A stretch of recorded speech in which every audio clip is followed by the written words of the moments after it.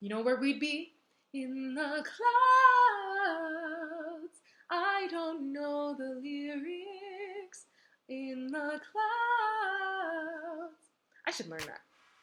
Shout out to Catherine. She's so cool.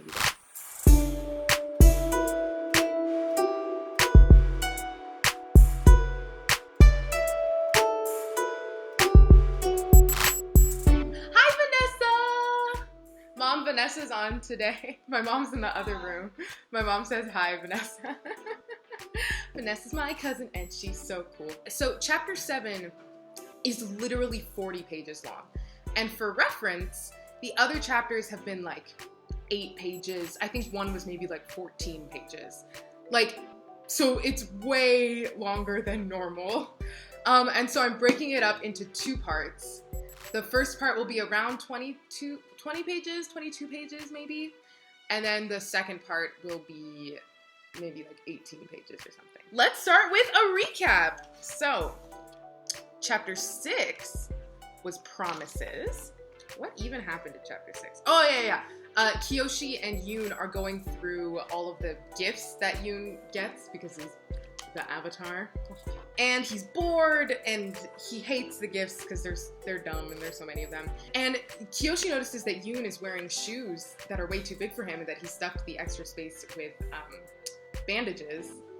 And it's because his feet got hurt earlier, but she doesn't know that. But anyways, they're going through the presents and Yoon is like, come with me on this journey. And Kyoshi's like, okay. And he's like, it's to talk to the Fifth Nation pirates.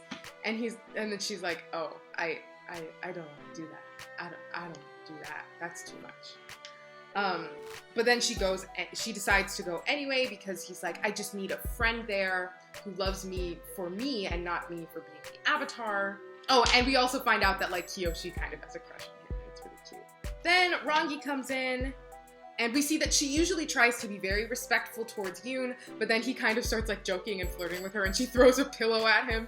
She's really embarrassed about it, but then they all start laughing because they're all really close friends.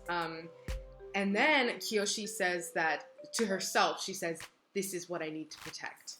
And the spirits help anyone who would take this from me. I'm real worried that something's gonna get taken from her in the iceberg chapter. Because everyone that has read this before is like, the iceberg chapter is crazy. There's for you. There's for you.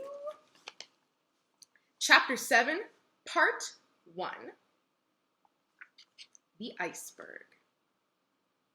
Kyoshi's nightmare smelled like wet bison. It was raining, and bales of cargo wrapped in burlap splashed in the mud around her as if they'd fallen from great heights, part of the storm. It no longer mattered what was in them. A flash of lightning revealed hooded figures looming over her. Their faces were obscured by masks of running water. I hate you, Kyoshi screamed. I'll hate you until I die. I'll never forgive you. 2 hands clasped each other. A transaction was struck, one that would be violated the instant it became an inconvenience to uphold. Something wet and lifeless hit her in the shins, papers sealed in oilcloth. Kyoshi! She woke up with a start and nearly pitched over the side of Pung Pung's saddle. She caught herself on the rail. The sanded edge pressed into her gut and stared at the roiling blue beneath them. It was a long way down to the ocean. It wasn't rain on her face, but sweat.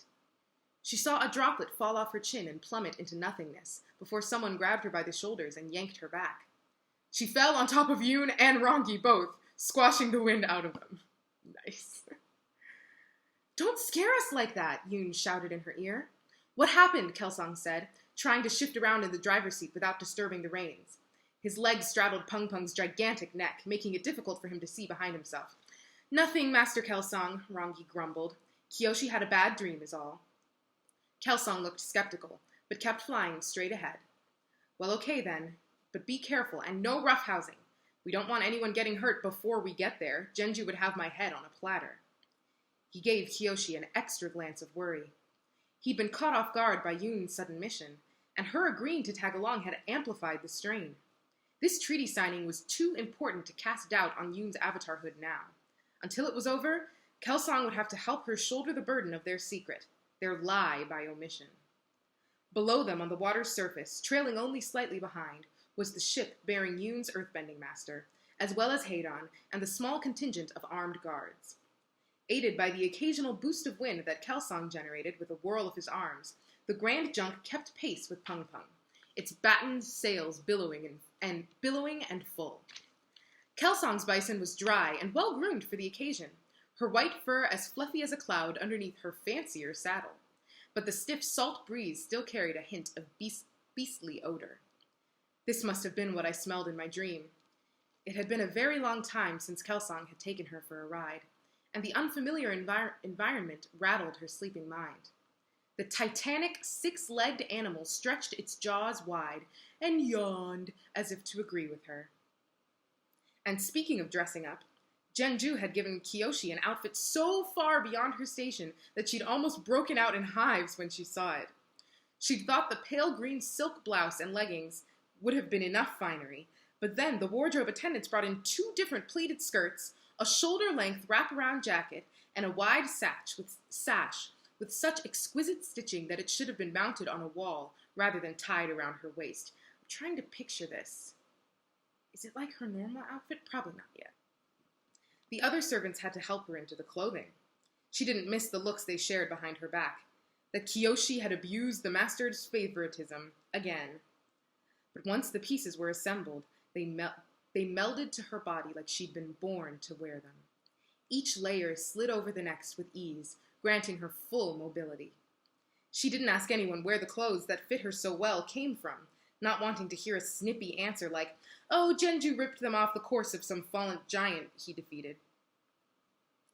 And the serious nature of the task ahead made itself clear as she finished dressing. The inside of the jacket was lined with finely woven chainmail, not thick enough to stop a spear point with a person's entire weight behind it, but strong enough to absorb a dart or the slash of a hidden knife. The weight of the metal links on her shoulders said to expect trouble. "Why are the 4 of us up here and not down there?" Kyoshi said, pointing at the boat, where more preparations were undoubtedly being made. "I insisted," Yoon said. "Sifu wasn't happy about it, but I told him I needed time by myself." "To go over the plan?" Yoon looked off into the distance. "Sure." He'd been acting strange recently, but then again, he was a new avatar about to enact a decree in one of the most hostile settings imaginable. Yoon might have had all the talent and the best teachers in the world, but he was still diving into the abyss headlong. "Your master has good reason for his reluctance," Kelsang said to him. At one point, it was somewhat of a tradition for the Avatar to travel extensively with his or her friends, without the supervision of elders. But Heiran, Genju, and I, the 3 of us weren't the positive influences on Kuruk that we were supposed to be. Genju views that period of our youth as a great personal failing of his. "Sounds like a failing of Kuruk's instead," Kyoshi muttered. "Don't criticize Yoon's past life," Rangi said, whacking her shoulder with a mittened hand. "The Avatars tread paths of great destiny. Every action they take is meaningful." They meaningfully passed another 3 dull, meaningful hours in southward flight. It got colder. Much colder. They pulled on parkas and bundled themselves in quilts as they swooped over otter penguins wriggling atop ever-growing chunks of floating ice. Have we met otter penguins before? The cry of Antarctic birds could be heard on the wind. "We're here," Kelsang said. He was the only one who hadn't put on extra layers. It was theorized around the mansion that airbenders were simply immune to the weather. I mean, Aang doesn't wear that much at the South Pole and the North Pole, and he seems fine. "Hold on for the descent." Their target was an iceberg almost as big as Yokoya itself. I'm so stressed, you guys. I'm so stressed. The blue crag rose into the air as high as the hills of their earthbound village. A small flat shelf ringed the formation, presumably giving them a place to set up camp. Most of the far side was obscured by the peak, but as they flew lower, Kyoshi caught a glimpse of felt tents dotting the opposite shoreline. The 5th Nation delegation. "I don't see their fleet," Rangi said. "Part of the terms were that the negotiating grounds be even," Yoon said. "For her, that meant no warships. For us, that meant no ground." The compromise didn't feel even. The vast iceberg was one of many drifting in an ocean cold enough to kill in minutes. A dusting of fresh snow gave every surface flat enough to stand on a coat of alien whiteness. Kyoshi knew that though the Southern Water Tribe had long since disowned Tagaka's entire family tree, she still came from a line of waterbenders. If there was ever a location to challenge an Earth Avatar, it was here. Kelsang landed Pung Pung on the frozen beach and hopped down first. Then he helped the others off the huge bison, generating a small bubble of air to cushion their fall. The little gesture stirred unease in Kyoshi's heart, the playful bounce like cracking jokes before a funeral. They watched Genju's ship come. That's gotta be foreshadowing, guys. That's gotta be foreshadowing. Oh, I'm not ready. They watched Genju's ship come in. It was too large and deep-keeled to run aground, and there wasn't a natural harbor formation in the ice, so the crew dropped anchor and lowered themselves into longboats, making the final sliver of the journey in the smaller craft. One of them reached the shore much faster than the others. Genju stepped out of the lead boat, surveying the landing site while straightening his furs. His eyes narrowed and nostrils flared as if any potential treachery may have a giveaway smell to it. Heidan followed, treating the water carefully as she was decked out in her full panoply of battle armor. Panoply or panoply? Panoply? Panoply, my mom says. The third person on the longboat was less familiar to Kyoshi. Sifu Amak, Yoon said, bowing to the man. Master Amak was a strange, shadowy presence around the compound. Ostensibly, he was a waterbender from the north who was patiently waiting his turn to teach the Avatar. But questions about his past produced inconsistent answers. There was gossip around the staff that the lanky, grim-faced water tribesman had spent the last 10 years far from his home, in the employ of a lesser prince in Ba Sing Se, who'd suddenly gone from 11th in the line of succession to the 4th. Amak's silent nature and the web of scars running around his arms and neck seemed like a warning not to inquire further. And yet, the Avatar had regular training sessions with him, though Yoon had told Kyoshi outright that he couldn't waterbend yet, and wasn't expected to. He would emerge from the practice grounds, bloodied and mussed, but with his smile blazing from new knowledge. He's my favorite teacher other than Sifu, Yoon had said once. He's the only one who cares more about function than form. There must have been strategy at work with Amak's attendants. Instead of the blue tunic he wore around the complex, they dressed him in a set of wide-sleeved robes, dark green in Earth Kingdom style, and a conical hat that shaded his face. His proud wolf-tail haircut had been shaved off, and he'd taken out his bone piercings. Amak took out a small medicine vial with a nozzle built into the top. He tilted his head back and let the liquid contents drip directly into his eyes. Concentrated spider snake extract, Yoon whispered to Kyoshi. It's a secret formula and hideously expensive. Amak caught Kyoshi staring at him and spoke to her for the first time ever. Other than Tagaka herself, there are to be no waterbenders from either side at this negotiation. I don't know why I said that weirdly. He said in a voice so high-pitched and musical, it nearly startled her out of her boots. So he pressed a gloved finger to his lips and winked at her. The iris of his open eyes shifted from a pale blue to a halfway green, the color of warm coastal waters. Finally, people understand that your eye color can give away your bending. Anyways, Kyoshi tried to shake the fuzz out of her head. She didn't belong here, so far from the earth with dangerous people who wore disguises like spirits and treated life and death situations as games to be won. Crossing into the world of the Avatar had been exciting back when she took her first steps inside the mansion. Now, the slightest wrong footing could destroy the fates of hundreds, maybe thousands. After Yoon told her last night about the mass kidnappings along the coast, she hadn't been able to sleep. More boats full of armed men landed ashore. They lined up to the left and right, spears at the ready, the tassels of their helmets waving in the frigid breeze. The intent must have been to look strong and organized in front of the pirate queen. She approaches, Kelsang said. Tagaka chose a relatively undramatic entrance, appearing on the edge of the iceberg as a faraway dot, flanked by two others. She plodded along a path that ran around the icy slope like a mountain pass. She seemed to be in no hurry. I guess everyone dying of old age would count as achieving peace, Yoon muttered. Oh, I should read that more sarcastically. I guess everyone dying of old age would count as achieving peace, Yoon muttered. They had enough time to relax and then straighten back up once Tagaka reached them. Kyoshi stilled her face as much as possible and laid the corner of her eyes upon the bloody flail of the Eastern Sea. Contrary to her reputation, the leader of the Fifth Nation was a decidedly unremarkable middle-aged woman. Underneath her plain hide clothing, she had a laborer's build, and her hair loopies, played up her partial water tribe ancestry. Kyoshi looked for eyes burning with hatred or a cruel sneer that promised unbound tortures. But Tagaka could have easily passed for one of the disinterested southern traders who occasionally visited Yokoya to unload fur scraps. Except for her sword. Kyoshi had heard rumors about the green... Oh, my lighting just got weird on the recording.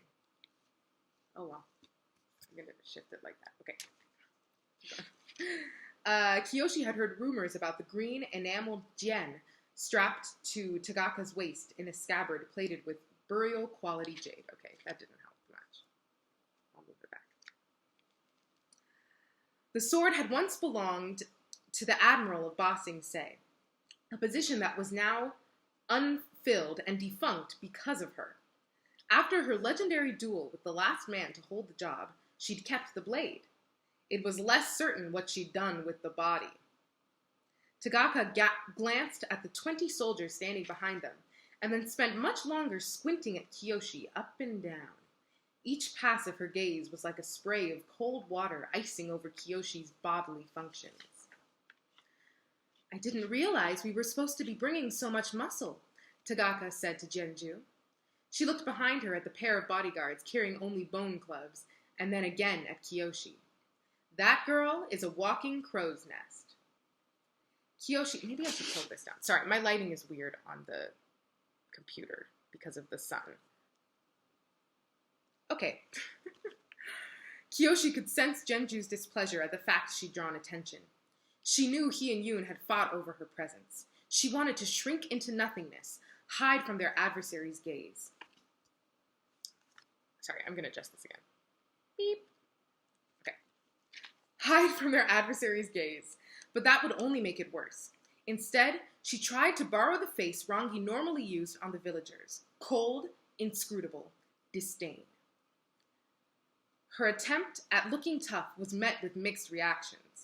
One of Tagaka's escorts, a man with a stick-thin mustache in the Earth Kingdom style, frowned at her and shifted his feet. But the pirate queen herself remained unmoved. "Where are my manners?" she said, giving Yoon a perfunctory bow. "It's my honor to greet the Avatar in the flesh." "Tagaka, Marquess of the Eastern Sea," Yoon said, using her self-styled title. "Congratulations on your victory over the remnants of the Fade Red Devils." She raised an eyebrow. "You knew of that business?" Yachi? I'm going to say Yachi. "Yachi Hong and his crew were a bunch of sadistic murderers," Yoon said smoothly. "They had neither your wisdom nor your ambition. You did the world a great service by wiping them out." "Ha!" She clapped once. "This one studies like Yangshen and flatters like Kuruk. I look forward to our battle of wits tomorrow. Shall we make camp? You must be hungry and tired." Tomorrow, Kyoshi thought. They weren't going to wrap this up quickly and leave? They were going to sleep here, vulnerable throughout the night? Apparently that had been the plan all along. "Your hospitality is much appreciated," Genju said. "Come, everybody." It was a very, very awkward dinner. Tagaka had set up a luxurious camp, the centerpiece a yurt as big as a house. The interior was lined with hung rugs and tapestries of mismatching colors that both kept the cold out and served as markers of how many trade ships she'd plundered. Stone lamps filled with melted fat provided an abundance of light. Low tables and seat cushions were arranged in the manner of a grand feast. Yoon held the place of honor, with Tagaka across from him. She didn't mind the rest of their table being filled out by the Avatar's inner circle. Genju's uniformed guardsmen rotated in and out, trading sneers with the Pirate Queen's motley assortment of corsairs. The Fifth Nation described themselves as an egalitarian outfit that disregarded the boundaries between the elements. According to the propaganda they sometimes left behind after a raid, no nation was superior, and under the rule of their enlightened caption, any adventurer or bender could join them in harmony, regardless of origin. In reality, the most successful pirate fleet in the world was going to be nearly all sailors from the water tribes, and the food reflected that. To Kyoshi, most of the meal tasted like blood, the mineral saltiness too much for her. She did what she could to be polite, and watched Yoon eat in perfect alignment with water tribe custom. As Yoon downed another tray of raw blubber with gusto, Tagaka cheering him on, Kyoshi wanted to whisper in Rangi's ear and ask if they should be afraid of poison, or the prospect of the dinner party stabbing them in the back with their meat skewers. Game of Thrones, anyone? Yikes. Anything that reflected the hostilities that must have been bubbling under the surface. Why were they being so friendly? It became too much once they began setting up pie show boards for members of Tagaka's crew who fancied themselves a match for the young Avatar's famous skills. Kyoshi nudged Rangi in the side and tilted her chin at the merriment, widening her eyes for emphasis. Rangi knew exactly what she was asking. While everyone's attention focused on Yoon playing 3 opponents at once, she pointed with her toe at 2 men and 2 women who had silently entered the tent after the party had finished eating to clean up the plates. They were Earth Kingdom citizens. Instead of the pirates' mismatched riot of pilfered clothing, they wore plain peasant's garb. And though they weren't chained or restrained, they carried out their duties in a hunched and clumsy fashion, like people fearing for their lives. The stolen villagers. Yoon and Rangi had undoubtedly spotted them earlier. Kyoshi cursed herself for treating them as invisible when she knew what it was like to move unnoticed among the people she served. The entire time, Yoon had been putting on a false smile while Tagaka paraded her true spoils of war in front of him. Rangi found her trembling hand and gave it a quick squeeze, sending a pulse of reassuring warmth over her skin. Stay strong. They watched Yoon demolish his opponents in 3 different ways simultaneously. The first, he blitzed down. The second, he'd forced into a no-win situation. And the third, he'd lured into a trap so diabolical that the hapless pirate thought he was winning the whole time until the last 5 moves. The audience roared when Yoon finished off his last victim. Coins clinked as wagers traded hands, and the challengers received slaps and jeers from their comrades. Tagaka laughed and threw back another shot of strong wine. Tell me, Avatar, are you enjoying yourself? I've been to many places around the world, Yoon said, and your hospitality has been unmatched. I'm so glad, she said, reaching for more drink. I was convinced you were planning to kill me before the night was through. The atmosphere of the gathering went from full speed to a dead stop. Tagaka's men seemed as surprised as Genju's. The mass stillness that ran through the party nearly created its own sound, the tensing of neck muscles, hairs raising on end. Kyoshi tried to glance at Master Amok without making it obvious. The hardened waterbender was sitting away from the main group, peering soberly at Tagaka over the edge of his unused wine cup. The floor was covered in skins and rugs, but underneath was a whole island of weaponry at his disposal. Instead of freezing up like everyone else, Kyoshi could see his shoulders relaxing, loosening, readying for a sudden surge of violence. She thought Genju might say something, take over for Yoon now that the theatrics were off course, but he did nothing. Genju calmly watched Yoon stack the pie show tiles between his fingers, as if the only thing he cared about was making sure his student displayed good manners by cleaning up after the finished game. Mistress Tagaka, Yoon said, if this is about the size of my contingent, I assure you I meant no harm or insult. The soldiers who came with me are merely an honor guard. I didn't want to bring them, but they were so excited about the chance to witness you make history with the Avatar. I'm not concerned about a bunch of flunkies with spears, boy, Tagaka said. Her voice had turned lower. The time for flattery was over. I'm talking about those three. She pointed, her fingers forming a trident, not at Amok or any of the armored Earth Kingdom soldiers, but at Genju, Heidan, and Kelsang. I'm afraid I don't understand, Yoon said. Surely you know of my bending masters, the famed companions of Korok. Yes, I know of them, and I know what it means when the gravedigger of Julu Pass darkens my tent in person. Now, Yoon was confused for real. His easy smile faded, and his head tilted toward his shoulder.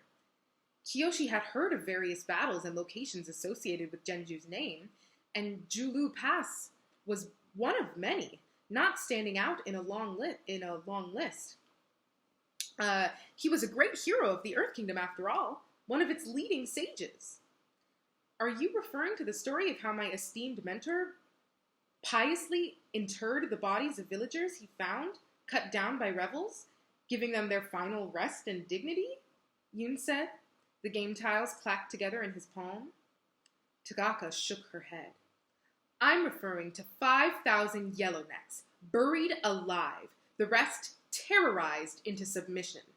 The entire uprising crushed by one man, your esteemed mentor. She turned to Genju. I'm curious, do their spirits haunt you when you sleep? Or did you plant them deep enough that the earth muffles their screams? There was a hollow thunk as one of the game pieces slipped out of Yoon's grasp and bounced off the board. He'd never heard this. Kyoshi had never heard of this. Now that he was being addressed directly, Genju deemed it proper to speak up. Respectfully, I fear that rumors from the Earth Kingdom interior tend to grow wilder the closer they get to the South Pole. Many tales of my past exploits are pure exaggerations by now. Respectfully, I gained my position through knowing facts beyond what you think a typical blue-eyed southern rustic should know, Tagaka snapped. For example, I know who holds the Royal Academy record for the most accidental kills during Agni Kai's, Madam Headmistress. If Heidan was offended by the accusation, she didn't show it. Instead, Rangi looked like she was going to leap on Tagaka and cook the woman's head off her shoulders. Kyoshi instinctively reached out to her and got her hand swatted away for the trouble. And Master Kelsang, Tagaka said. Listen, young Avatar, have you ever wondered why my fleets stay cooped up in the Eastern Sea, where the pickings are slim, engaged in costly battles for territory with other crews? It's solely because of that man right there. Of the three masters, only Kelsang looked afraid of what Tagaka might reveal. Afraid and ashamed. Kyoshi already wanted to defend him from whatever charges the pirate might levy. Kelsang was hers more than anyone else's. My father used to call him the living typhoon, Tagaka said. We criminal types have a fondness for theatrical nicknames, but in this case the billing was correct. Granddad once took the family and a splinter fleet westward, around the southern tip of the Earth Kingdom. The threat they presented must have been great indeed, because Master Kelsang, then a young man in the height of his power, rode out on his bison and summoned a storm to turn them back. Sounds like the perfect solution to a naval threat without any bloodshed, eh? She said. But have any of you pulled a shivered timber the size of a gen from your thigh? Or been thrown into the sea and then tried to keep your head above a 30-foot wave? Tagaka drank in the airbender's discomfort and smiled. I should thank you, Master Kelsang. I lost several uncles on that expedition. You saved me from a gruesome succession battle. But the fear of a repeat performance kept the Fifth Nation and other crews bottled up in the Eastern Sea. My father's entire generation terrified of a single air nomad. They thought Kelsang was watching them from the peaks of the Southern Air Temple, patrolling the skies above their heads. Kyoshi looked at Kelsang, who was hunched in agony. Were you? She thought. Is that where you went between stays in Yokoya? You were hunting pirates? A lesson from your airbending master, Tagaka said to Yoon. The most effective threat is only performed once. So you can imagine my distress when I saw you bring this collection of butchers to our peace treaty signing. I thought for certain it meant violence was in our future. Yoon hummed, pretending to be lost in thought. The Paisho tile that he'd fumbled was now flipping over his knuckles, back and forth across his hand. He was in control again. Mistress Tagaka, he said, you have nothing to fear from my masters. And if we're giving credence to gruesome reputations, I believe I would have equal cause for concern. Yes, Tagaka said, staring him down, her fingers lying on the hilt of her sword. You absolutely do. The mission hinged there, on the eye contact between Yoon and the undisputed lord of the Eastern Sea. Tagaka might have been looking at the Avatar, but Kyoshi could only see her friend, young and vulnerable and literally out of his element. Whatever Tagaka was searching for inside Yoon's head, she found it. She backed off and smiled. You know, it's bad luck to undertake an important ceremony with blood on your spirit, she said. I purified myself of my past crimes with sweat and ice before you arrived. But with the stain of so much death still hanging over on your side, I suddenly feel the need to do it again before tomorrow morning. You may stay here as long as you like. Tagaka snapped her fingers, and her men filed out of the tent, as unquestioningly as if she'd bent them away. The Earth Kingdom captives went last, ducking through the exit flaps without so much as a glance behind them. The act seemed like a planned insult by Tagaka, designed to say, they're more afraid of me than they're hopeful of you. Genju swung his hands together. You did well for, is it true? Yoon snapped. Kyoshi had never heard Yoon interrupt his master before, and from the twinge in his brow, neither had Genju. The Earth Sage sighed in a manner that warned the others not to speak. This matter was between him and his disciple. Is what true? 5,000? You buried 5,000 people alive?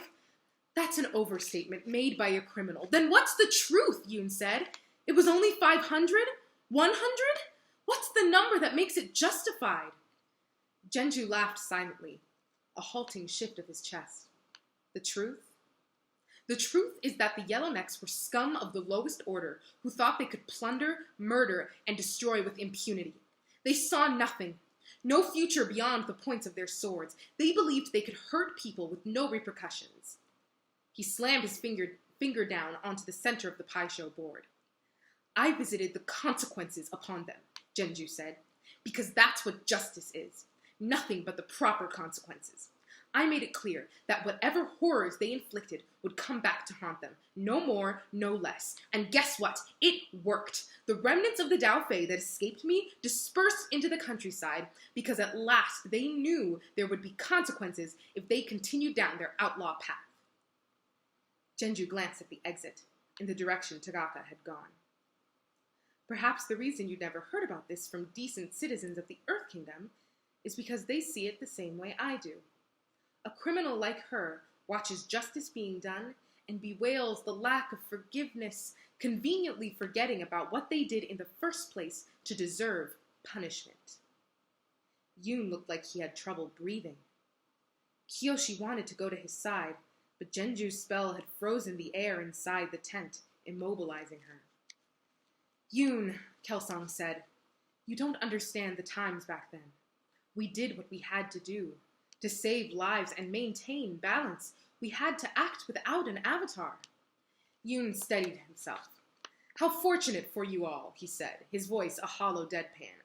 Now you can shift the burden of ending so many lives onto me. I'll try to follow the examples my teachers have set. Enough! Genju roared. You've allowed yourself to be rattled by the baseless accusations of a pirate.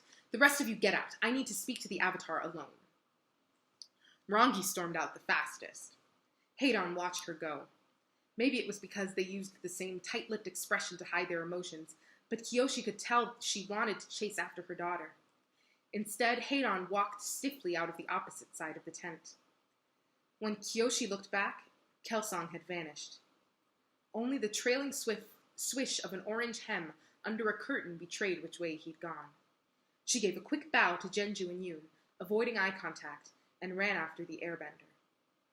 She found Kelsang a dozen paces away, alone, sitting on a stool that had presumably been abandoned by one of Tagaka's guards.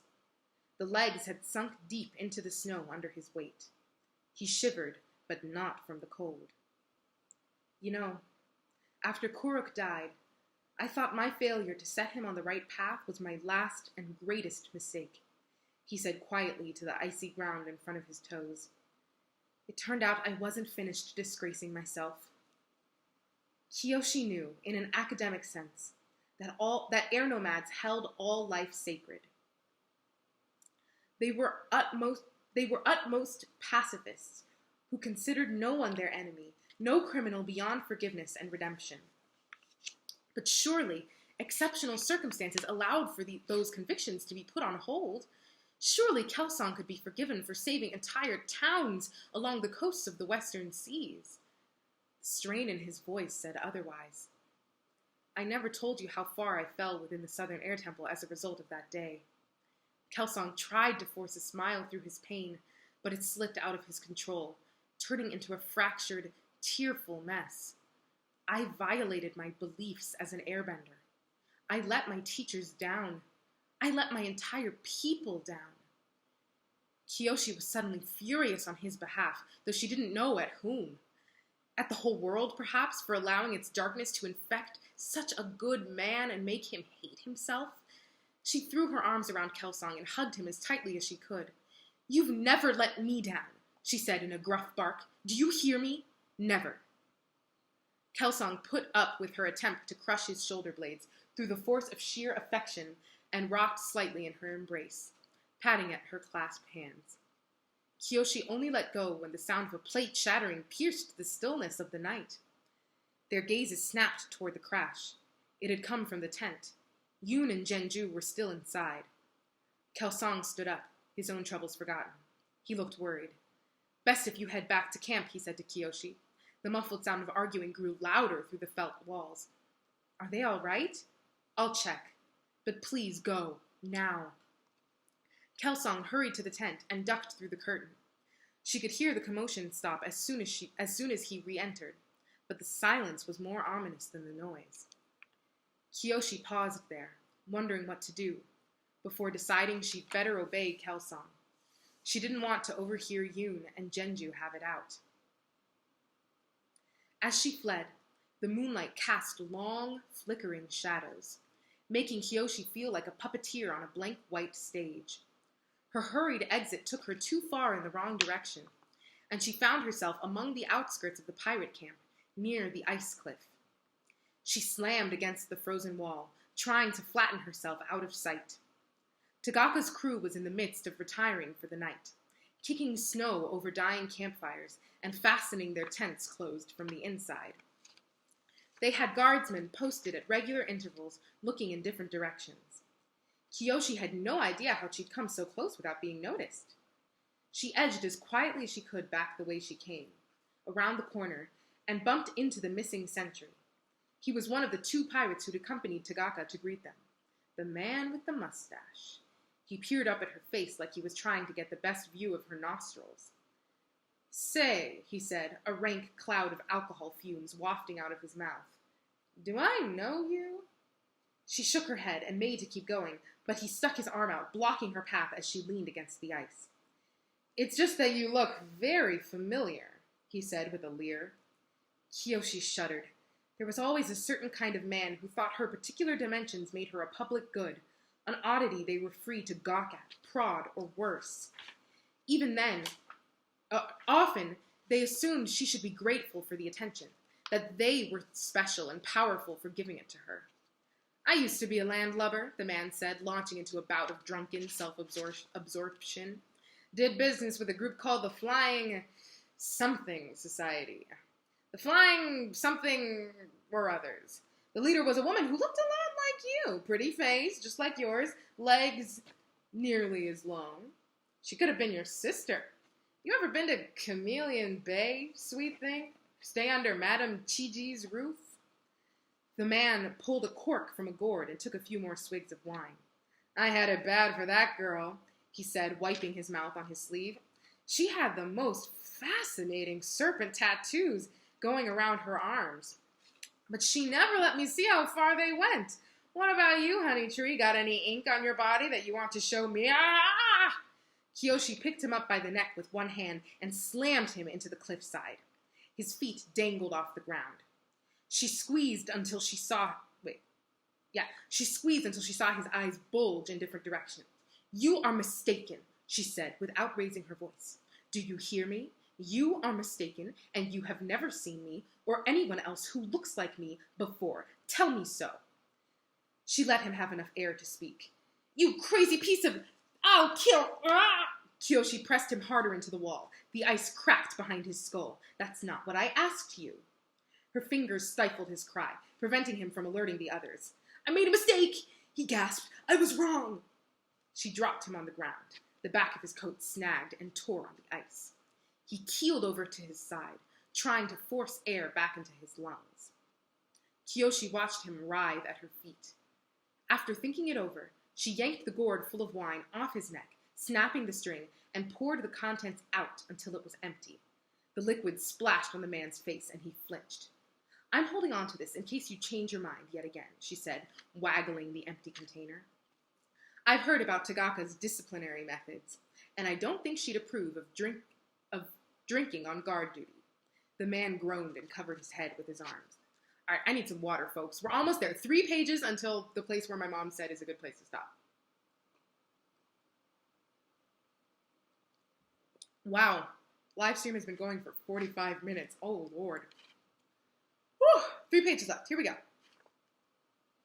Kyoshi collapsed face down outside her tent. Her forehead lay on the ice. It felt good, cooling. The encounter had sapped her of energy, left her unable to take the last few steps to her bunk. So close and yet so far. She didn't know what had come over her. What she'd done was so stupid it boggled her mind. If word got back to Genju somehow... A bright light appeared over her head. She twisted her neck upward to see Rangi holding up a self-generated torch. A small flame danced above her long fingers. Rangi looked... Yikes. Sorry, I read ahead.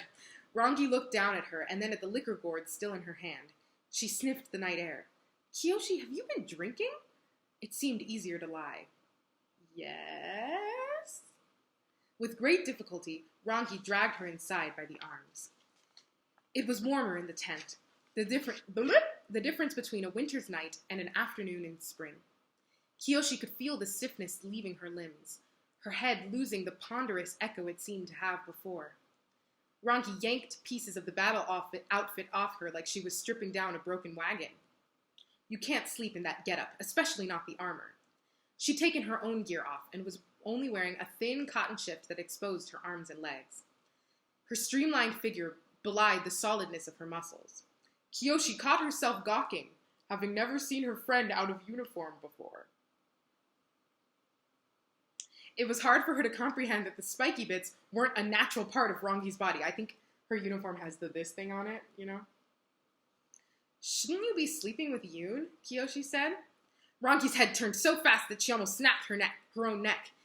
You know what I mean, Kyoshi said. The redness faded from Rangi's ears as quickly as it came. The Avatar and Master Genju are reviewing strategy.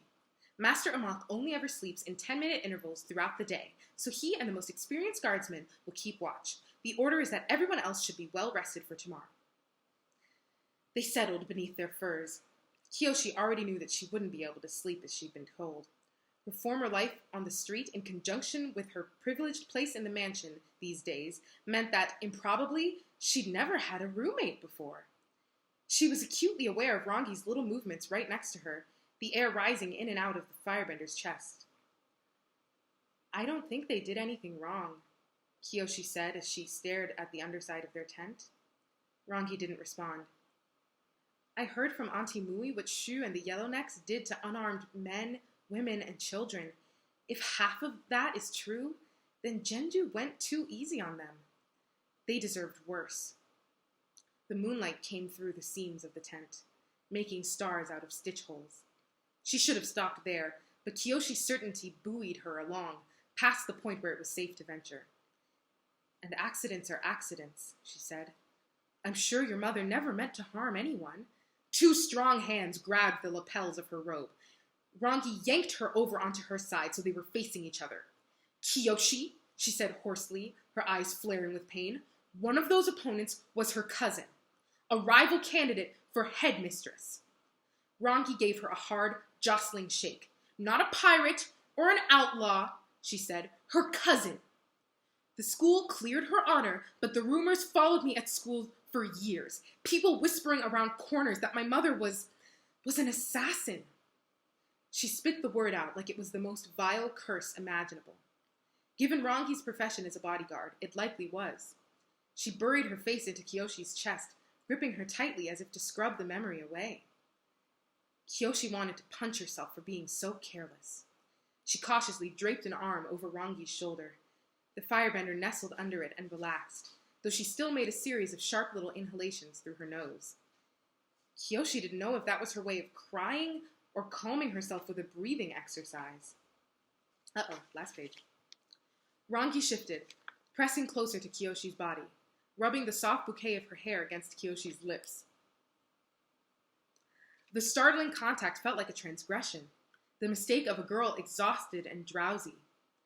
The more noble Fire Nation families, like the one Rangi descended from, would never let just anyone touch their hair like this.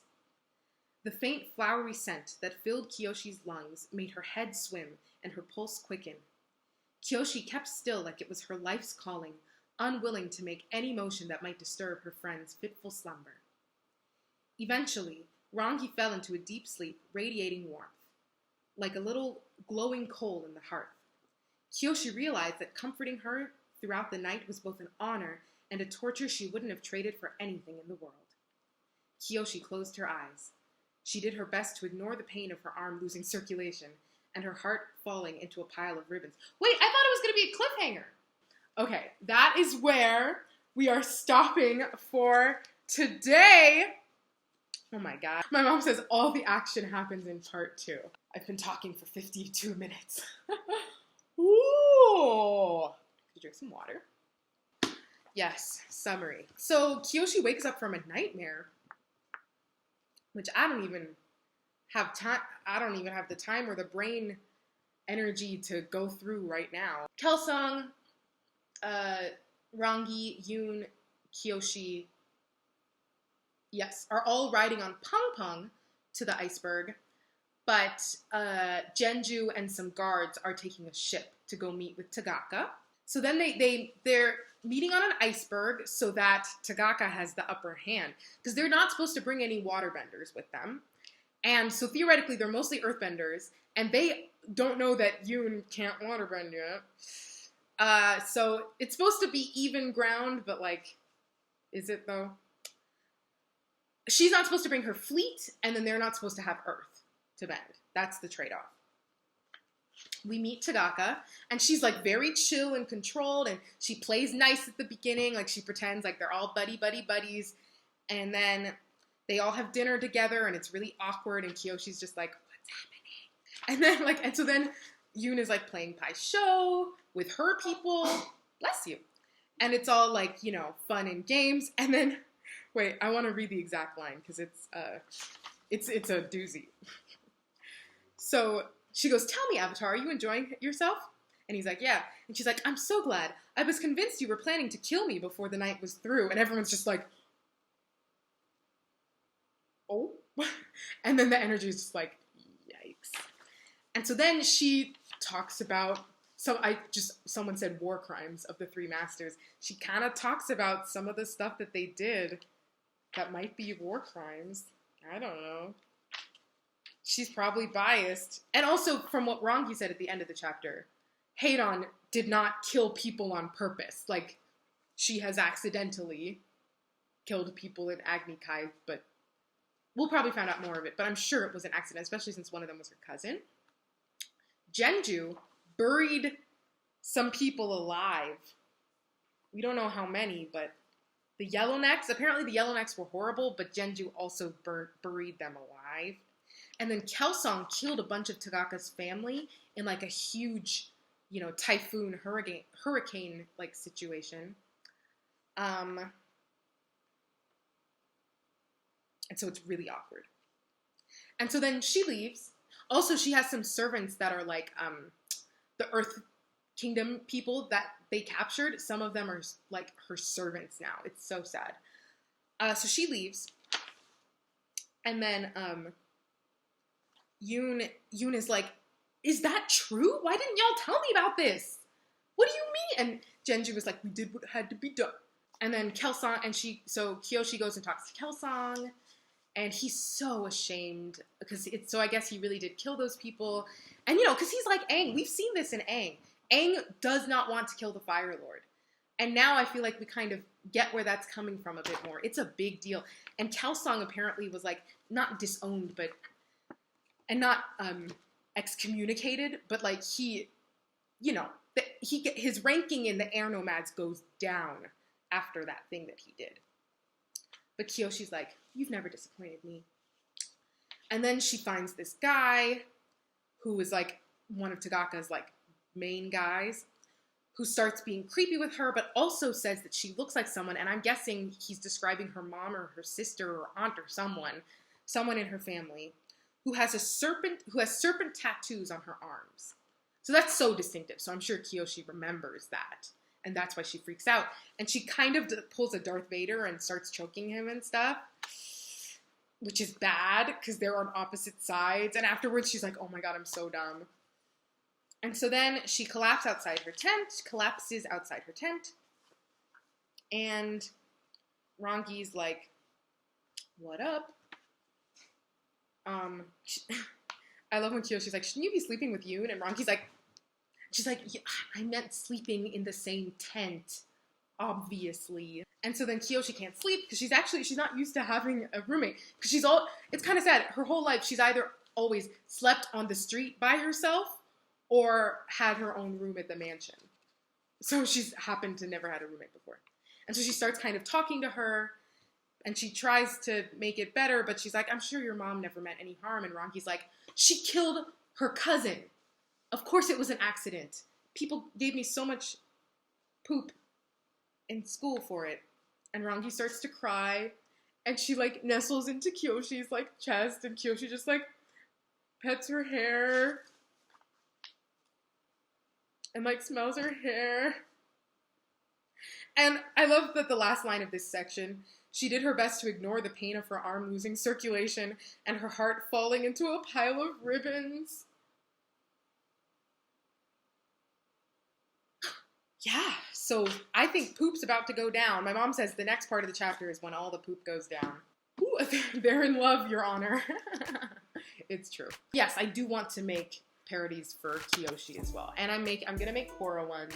The Korra ones will be coming very soon. I have several ideas. Well, I have many ideas, but several that will probably be within this set of 10. Someone said, Yoon said, I am very uncomfortable with the energy we created in the studio today. Rangi and Kyoshi are chef's kiss. That is correct. I think this is going to be my Korra outfit when I start doing Korra videos. I would, between Appa and Momo, to have as a pet, Appa for sure. Momo he's a little all over the place. I love him to death. But just imagine having a sky bison as a pet. Like, Mako do be jealous when his two ex-girlfriends get together. Yes, he do. Yes, he do. Oh my god. Wait, no, you know what I just thought of, Theo? And everyone else. So, Theo said 10 dual commandments for Harry and Draco in the dueling club. But have you guys seen the TikTok of the 10 dual commandments? But every other one is like, and then kiss him. Or like it's like something, and then kiss your partner again. And like, it's just, every single one is, and kiss him twice. Like, so that with Harry and Draco, that's really funny. I might have to do that. Alright folks, I'm going to sign off for now because my voice is freaking real tired. because I read for like 40 minutes today. Bye, guys. Julie, do the thing.